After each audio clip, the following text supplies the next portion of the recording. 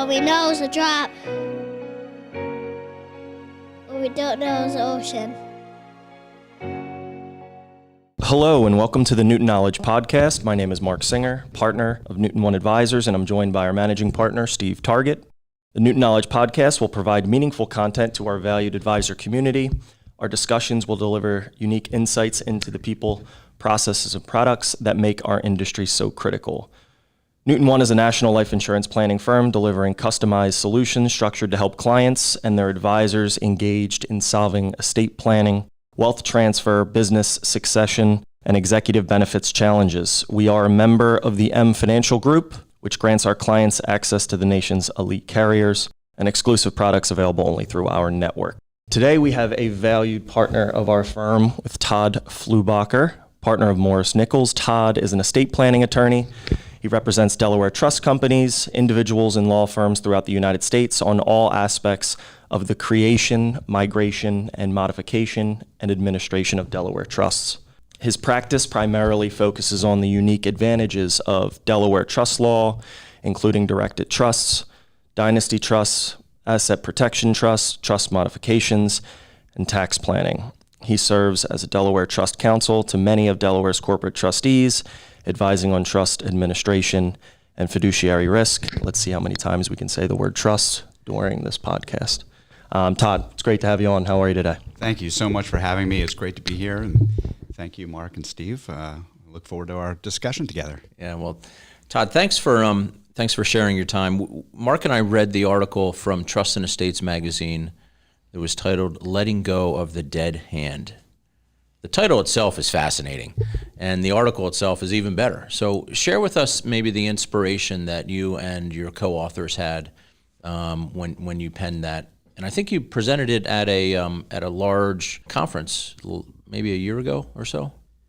Yes, yeah, we did. My co-authors of that article, and it's really a series of 3 articles that we're going to do on the subject of dead hand control and beneficiary well-being, and taking a look at traditional trust planning and how that impacts beneficiaries' sort of lived experience as a beneficiary of the trust, and how access to inherited wealth impacts descendants and beneficiaries of trusts. And then the second article goes more into this phenomenon of silent trusts that are ubiquitous at this point. I mean, people are using that as sort of the go-to to try and prevent negative outcomes for beneficiaries of trusts because of this fear that folks have based on the commonly held belief that the 3-generation shirt sleeves to shirt sleeves, stories that people tell and the concerns that people have about lazy, unproductive, people living off of trust fund babies, and driven from that fear, people are sort of saying, well, the easy solution is to make this a silent trust and just not tell the beneficiaries about the trust at all, at least until some, sort of age. And then the third article, which will be coming up in the next couple of months, talks about, trying to create a new paradigm and, sort of leveling up the discussion with clients to sort of really engage clients about talking about, beneficiary well-being. What do they want for these descendants that are, really the reason that they're doing this? This is their why for doing this trust planning, not just saving taxes and stuffing as much money as they can into some trust forevermore. How do you have those discussions? How do you then implement that into the planning and the trust design so that it really implements the grantor's, objectives, their desires? Yeah. So where did I start with this? I mean, it was a couple of years ago. It's fine. I've been doing, trust and estate planning for like 25 years. Whew. And I, have, a bit of experience under my belt, right? And more, I'm hearing this is a much more important issue for the clients. They're raising this, whether it's creating new trusts or a lot of existing trusts we did, over the last, half a dozen or 10 years. They're in existence and they've grown to be, really substantial in the way of assets. And then there is this concern, oh my gosh, I didn't realize there'd be this much money in this trust, and my kids are going to, start to find out about this when they reach the age of adulthood, which is 18. And what can we do about this? Maybe we can just lock this down and not let them know about it. We need to modify this thing. And these conversations just started happening more and more. And I set a New Year's resolution for myself a couple of years ago, actually. I said to myself, I really want to make a contribution to this space and learn a lot more about it, and then see if I can move the needle in some way in the sort of planner advisor community and fiduciary administration and things like that to try and help bring this out to the forefront a little bit more so we could start having these discussions. So I started downloading articles and reading books and just trying to learn a lot more about it and then implement more of that into my own practice. And then, just serendipity, I was invited to participate on a panel with some really amazing experts in this field where we got to prepare for that and give that talk. And I made some great friendships and connections out of that. And, we started writing some articles. So you read a lot of articles, and now you're writing the articles. Right? That's right. Yeah. So it's kind of shifted. So one of the things I think that is fascinating to us on our side of the table is as you go through this planning and you're talking with your clients about trusts and protections and inherited wealth and how to communicate and how not to communicate, or what to communicate and what not to communicate. In some of those scenarios, I have to imagine that unless you really think through and talk through the consequences of some of these decisions, there can certainly be some unintended consequences of some of the structure and some of the future wealth inheritance. Do you have any examples of how that could work in the favor of, or maybe make it very difficult and perhaps even awkward for not only the grantor, the family that created the wealth, maybe that first generation, but then the second, the third generation as they may be inheriting it? A lot of the traditional planning things that we put into documents, like including a distribution scheme that's pure discretion, which could allow the trustee to not make any distributions at all or to make enormous distributions, and whether you have an individual trustee in there or a corporate trustee, and the kind of corporate trustee that you have. Some language that is really boilerplate in a lot of people's documents that says that the trustee shall make distribution decisions based on outside sources of income or assets. A lot of cases that results in the trustee asking for budgets and submitting receipts for things before they'll make a distribution, which from the beneficiary perspective makes them feel like they're a subject here, that under the thumb or the dead hand control, having to, kowtow and improve themselves, and they feel, it's a certain experience that they're going to have with the administration of the trust. Whether you're giving beneficiaries a power of appointment or not, or the ability to remove and replace trustees, all these decisions have elements of flexibility, and a lot of times they're in the documents and they're not even discussed with the clients. But having a discussion, I think, about the ways in which these things that are just there in a lot of these documents is going to actually impact the beneficiary's experience. It's not just your children, it's your grandchildren, and these are perpetual trusts in a lot of cases. So this is going to go on forever. I start to see a lot of frustration from beneficiaries, which turns into resentment and unharmonious sort of relationships with the trustees and things like that over provisions that may never have even been intended to create those kind of results and may not have been discussed with the clients. There's also plenty of situations, you can see it when you read some cases and they talk about the facts around the planning, or you hear of clients that essentially they're in a business, they're looking to do their tax planning, they're listening to their advisors, and a lot of times they don't pay a lot of attention to the document they're signing. They don't even know what's in it. I mean, can't tell you how many times you can read a case or see a situation where somebody says, well, I signed it, but I didn't know what was in that. And that's sort of a failing in terms of having that discussion about key provisions and giving some thought. Maybe one thing I've started to do is send out for certain clients sort of a checklist which has definitions and explanations of what some of these provisions are, and ask the client to make choices and ask questions. Do you want it this way or that way, and what are the implications of that, and kind of getting into those discussions. I also feel like the focus on what the definition of success is, it's not just financial success. And a lot of times that, the wealth generating, client that's creating the trust has been very driven and identifies sort of financial success with success.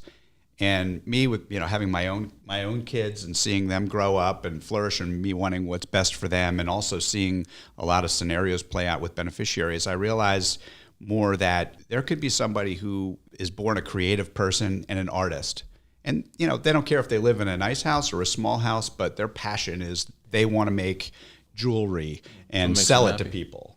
And that's success if they're happy and if they're making other people happy and they're doing what they want to do and they're using their talents, right?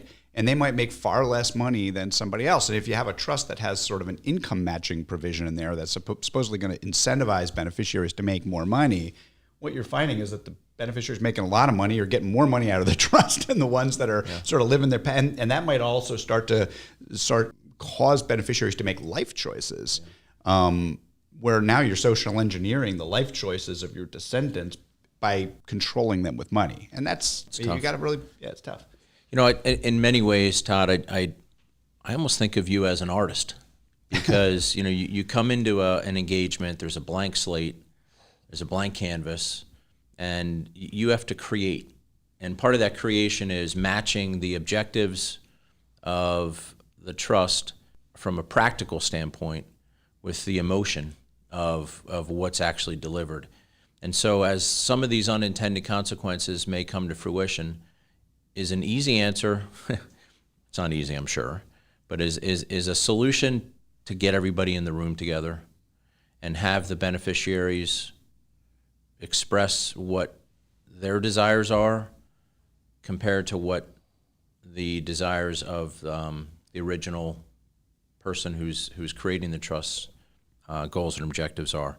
And maybe that's going completely against the creation and the protection of future generations, but also the protection of beneficiaries that may have very different objectives and are at different stages of life. So I guess it's a long way of saying, when do you connect G1 with G3 so that we get everything out on the table? Or is that completely against the whole planning aspect here? I think that is a really good goal, but I think it also highlights one of the challenges and impediments around all of this emerging, sort of dialogue that's happening in the planning community about beneficiary well-being and taking this stuff into account is, we're trained as lawyers, as life insurance professionals, as wealth managers, as accountants. We're not psychologists, and sort of hosting and conducting, an intra-family sort of summit and doing all of that stuff is way out of our comfort zone. Yeah. And then translating that into, drafting and a structure that is going to be put in place and locked in and getting that right is a big challenge. But all things being equal, I think with all things, communication is, as a general rule, is always going to be better than secrecy and silence. And I think it's fair to say that most, if not all, parents want what's best for their kids and what will be the best outcome. And I think sort of engaging with them, giving them opportunities, giving them a sense of agency, some transparency, and having those conversations are really important. I've never, and there's also attorney-client privilege. Right, sure. You can't, you can have these discussions, but you have to advise your client, without the other people in the room. But one thing I did very recently, I had a client come in. We were just doing like sort of basic will and planning and things like that, and they wanted to revise their wills, and they have, a couple of kids, and they're like, well, there's this daughter-in-law, and I want to just kind of like give everything to my daughter. They don't get along, and this and that. And I spent a half an hour with them talking about. Think about the last thing you want when you are dead and gone is your children not to talk to each other. And if you're going to create a situation where there's going to be a conflict between your daughter and your daughter-in-law, your son's going to be like never talking to your daughter again, right? It's going to be a problem. Yeah. And I think you should talk to them now about who wants what and how this is going to work out. And it's not an easy conversation, but I really suggest that's the best way to go about it right now and not put something in your will so that you're gone, you can't do anything about it.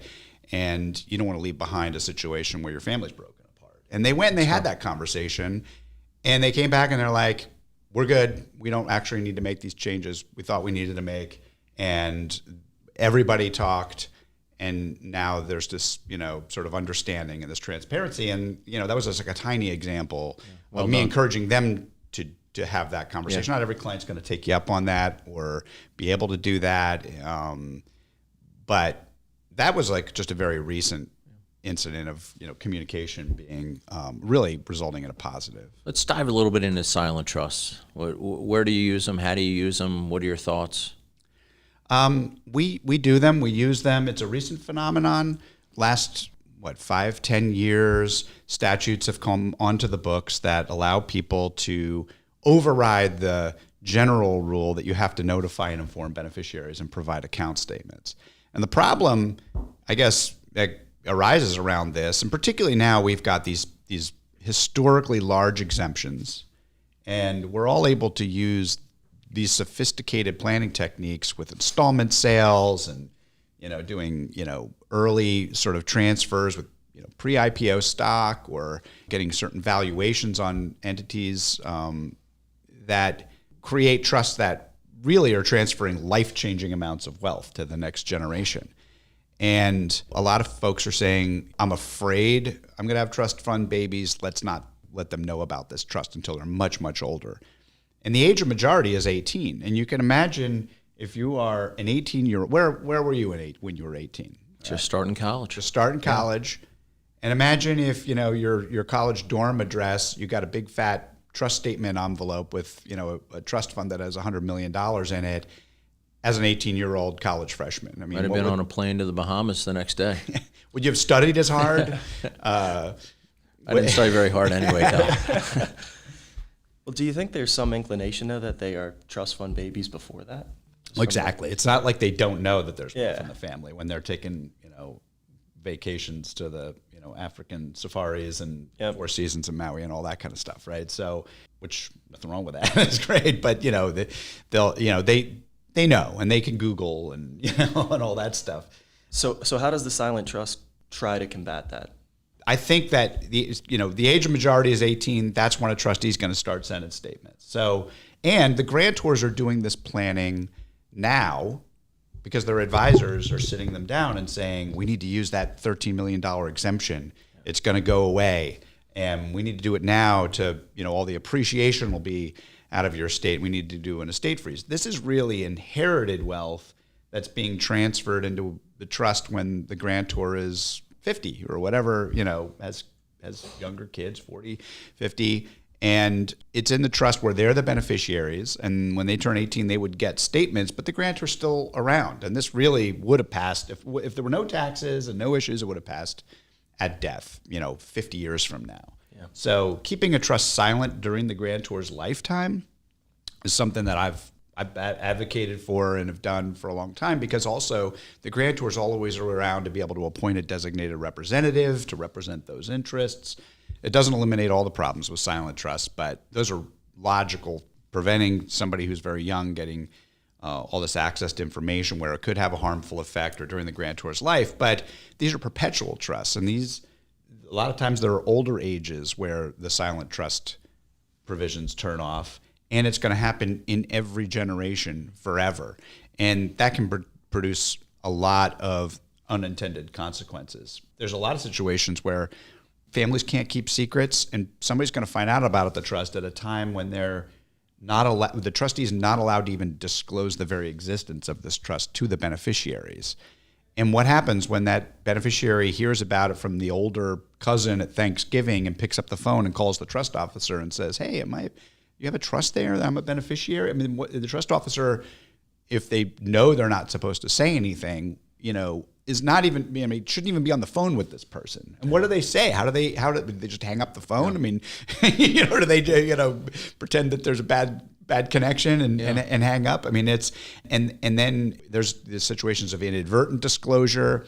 How do you assess beneficiaries' needs for distributions when you can't communicate with the beneficiary and they don't know about it? And if you do make a distribution, how do you do that without the beneficiary finding out you're making a distribution for their benefit? And then you'll have K-1s when you're carrying out, the taxable income on the trust income tax return. They've got to file that on their income tax return. It's going to identify the trust, but they're not allowed to know about it. They're essentially not beneficiaries when they're not allowed to know about it, which is all a lot of interesting things that I feel like have yet to, it's like go into that island where Jurassic Park is, and you're like, oh my gosh, like we created all these dinosaurs, and now they're coming back to attack us. There's a lot of silent trusts out there.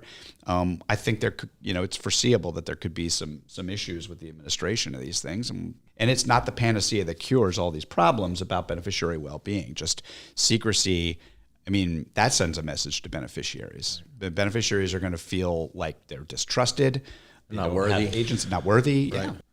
Some of the flexible provisions that can be built in, that you would build in perhaps, can work against or for the intent, and then also against or for the feeling of multiple beneficiaries. Am I thinking about that the right way? Yeah, definitely. And I think there's no perfect solution to this where you can just prescribe, here's how you have to handle this. I think just the starting point is to at least start to have conversations with the client and get a feel for that, and have the client understand some of these things so they make their own choice. Our role as advisors is to let the clients make their decisions based on information, and you can leverage your experience with past client situations and what you know about the drafting and the law to share with them.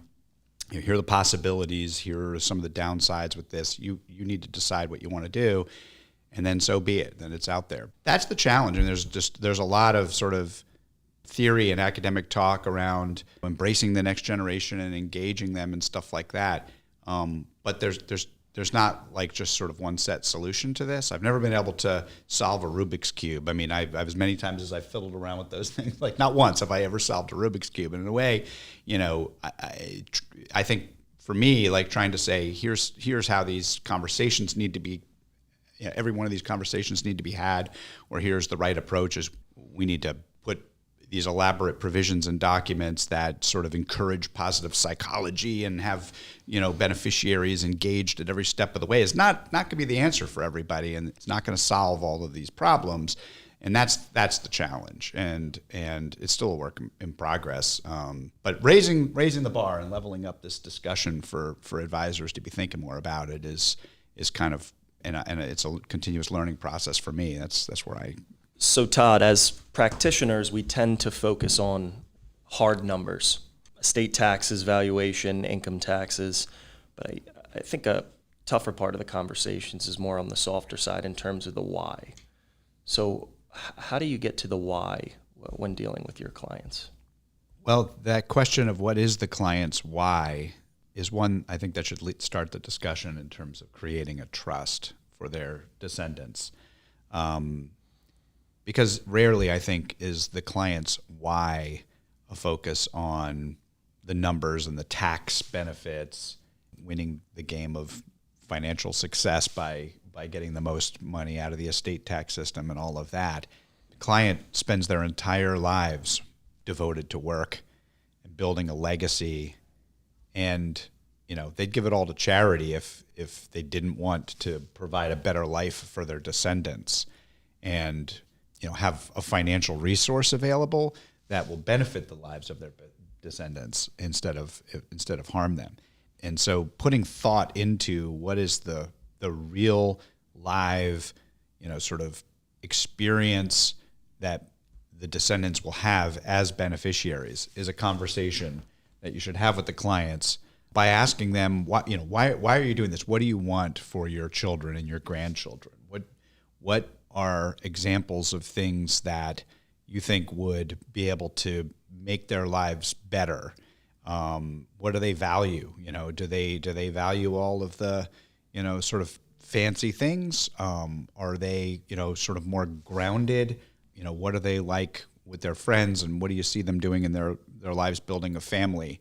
And let's talk about the ways that what you're putting together here, you could sort of leave this earth month after you create this thing, so you may not be around to see it happen. What would you envision this looking like when you're not here and you have a fiduciary? That comes down to talking about the choice of the fiduciary. A lot of folks are looking for the cheapest and least involved trustee to just get this thing in place and not have to spend a lot of money to have this thing administered.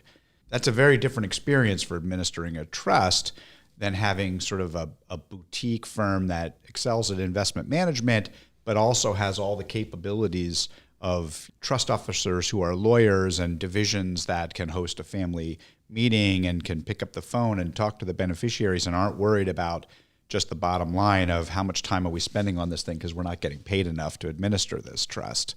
So, yeah, I mean, asking those types of questions and just even asking that question, what is your why here?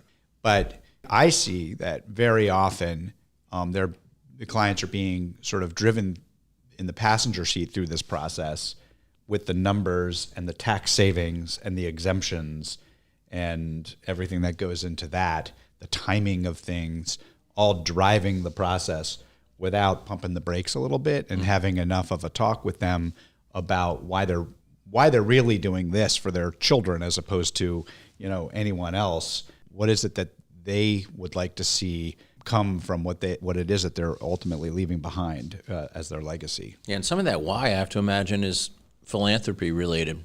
You hear these stories about some of the uber wealthy families out there, the Warren Buffett family and the Bill Gates and others who have publicly, not silently, publicly said we're gonna give our wealth away, or we're gonna give out 99% of our wealth to charity and philanthropy.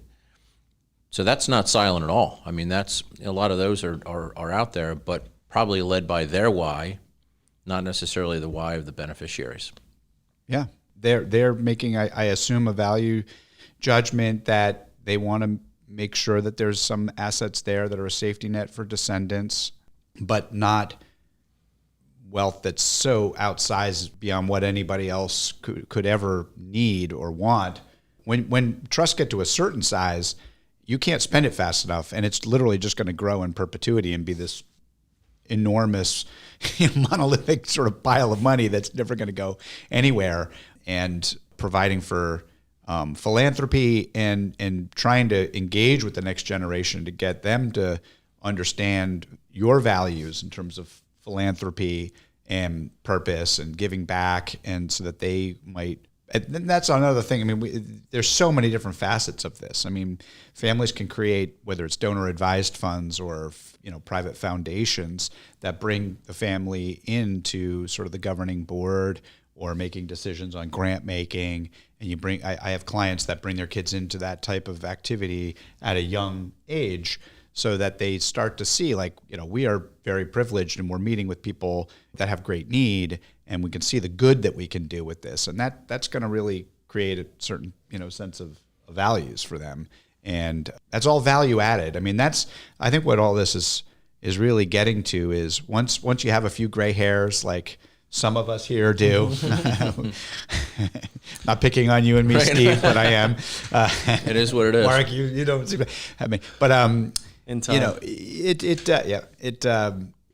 You can leverage a lot of the stuff that we've seen and the experiences with clients and stuff like that as part of what we have in our toolkit for counseling clients and doing a better job, because it's based on experience and knowledge that we've accumulated over the years to try and help clients get a better result by having a good understanding of the landscape of what they're doing, and then getting to make those choices. And flexibility is always going to have to be there, because people will change their minds. When you're doing for sure. exemption planning for somebody and they're 50 or 40, a couple of decades from now, they're going to want to see some flexibility in those documents to be able to possibly make some changes, to include philanthropy or to narrow down certain things with beneficiaries, or have powers of appointment. We use decanting, we use trust modifications all the time for that stuff. So it's a real balancing act of all the discretion, flexibility, but also taking into account all these other things that we've been talking about. There's a lot of positive things that can come from doing trusts and accumulating wealth and then transferring it in future generations to benefit your children and your grandchildren, and just thinking about the tax exemptions and setting this thing up without giving it a lot of thought to those issues is not, it's not doing a full service to the client. Well, it's so easy for us to say, all it takes is a good listener and a good practitioner and a good advisor, which of course you're excellent at. The ability to listen to your clients, to connect with your clients, to hear what their objectives are, to give them feedback on, maybe you haven't thought about this, or maybe you should consider that. Congratulations for that connection you have with your clients and the opportunity to, really create some special and meaningful trusts, whether they're silent or not. Thank you. I want to end with a quote from your article. You mentioned that trust planning should start from the perspective of those who stand to benefit the most, the rising generation. What did you mean by that? Well, I guess at first I can't take credit. I had co-authors and it was a collaboration, so I'm not sure if that quote came from me specifically or not, but I certainly adhere to that principle, that the trust planning should come from the perspective of those who are going to be around as beneficiaries. What is a trust? A trust is you transfer the legal title of assets to a fiduciary, an individual or a bank or trust company who holds those assets and invests them, and it bifurcates ownership so that legal title is held by the trustee and beneficial ownership is owned by the beneficiaries. And once the grantor sets that up, the grantor might retain certain roles like removal and appointment or things like that during the grantor's lifetime. But really, the grantor does not have any say over it after it's created. I mean, the grantor is done. It's if it's an irrevocable trust. And now it's a fiduciary relationship between the trustee and the beneficiaries. And the beneficiaries have beneficial ownership of those assets and have certain rights and interests as beneficiaries. It just kind of comes along with the role. There are different facets of what you're entitled to, and under common law or by statute as a beneficiary, that is your bundle of rights as a beneficiary.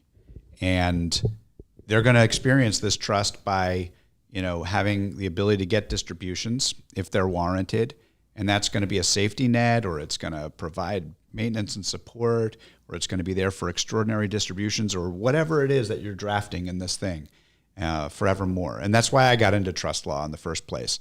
I studied finance and accounting in undergraduate school and went to work for a bank, and I had an interest in tax.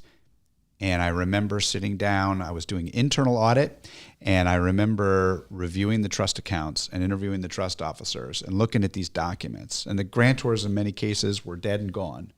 And they left behind this legacy for their grandchildren and, all these future generations. And you read the documents and you see the terminology of, they're entitled to this, but not that. And I pictured in that moment, I pictured the beneficiaries looking at these words and thinking, First of all, who wrote this? Like who's the lawyer who did this? And this is like a big part of my life. This tells me whether I'm going to get a distribution or not get a distribution, how and why, right? And this just has an impact and a ripple effect in these documents that goes on forever. And there's the investment management component, there's the tax component, there's contractual issues, there's fiduciary issues, and a lot of real life family dynamics. And you can get litigation, you can get arguments, and people are unhappy, and maybe they'll change it. And all this stuff is deriving out of the planning that you're doing when you're sitting down with that client and you're putting words on the paper, and they end up signing that document, and it gets put in place. And then the grantor's job is kind of over at that point, again, unless they retain certain roles. So in terms of leading with the perspective of those who are going to be impacted most, it's the beneficiaries, and it's people that the grantors probably never even met. Right? They might not even be alive. And they might not even be alive to see it. And so you have to take into account, what does the grantor think about that, and what are their objectives, and what do they want this to look like when they're gone and they can't control it anymore or be involved in it anymore. And what's the best way that we can go about trying to get as close as we can to give us the best shot, at least, of accomplishing that. This is great, Todd. Thank you for having us. Thank you. Bye. Goodbye.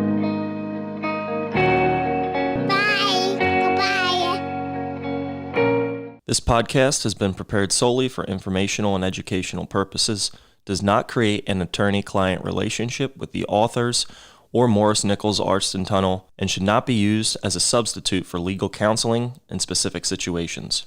These materials reflect only the personal views of the authors and are not necessarily the views of Morris Nichols Arsht Tunnell, LLP, or its clients.